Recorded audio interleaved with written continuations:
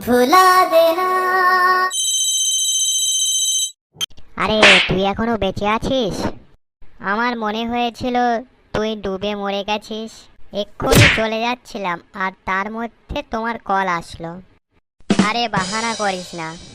আরে একটা কথা বল, ভারত পাকিস্তানে লেনদেন করে দিয়েছে তো, তুই মানিস তো? হ্যাঁ জানাব, লেনদেন করে দিয়েছে, মানছি। কিন্তু এক সময় পাকিস্তান ভারতের উপর হাবি থা। আচ্ছা জি, কোথায় তুই হাবি থা? আরে জানাব, প্রথম ওভার কি করে ভুলে যান? 6 বলে 6টা খালি গিয়েছিল তোমাদের। আরে সালে, 6টা বল আমরা এই জন্যই খালি ছেড়েছিলাম, আমরা চেক করছিলাম বলের জায়গায় বোমা নাই তো। আরে এত বেশি ইয়ার্কি করো না। আরে এইসব ছেড়ে দে, লাস্ট 5 ওভারে তোর ফুপা সার্জি স্ট্রাইক করেছিল, ওটা কেমন ছিল? ইয়ার মনে থেকে বলবো, ফেটে গিয়েছিল। ইয়ার মনে থেকে বলবো, ফেটে গিয়েছিল।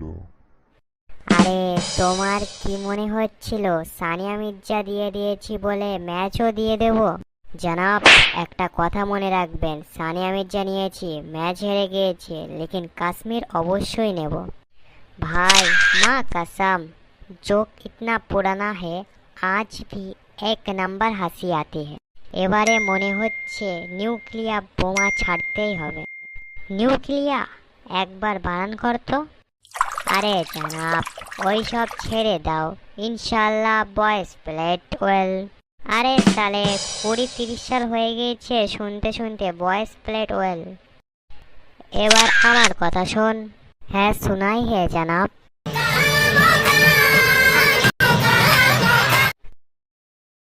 হাত হে সালা, আমি আর থাকবো না পাকিস্তান।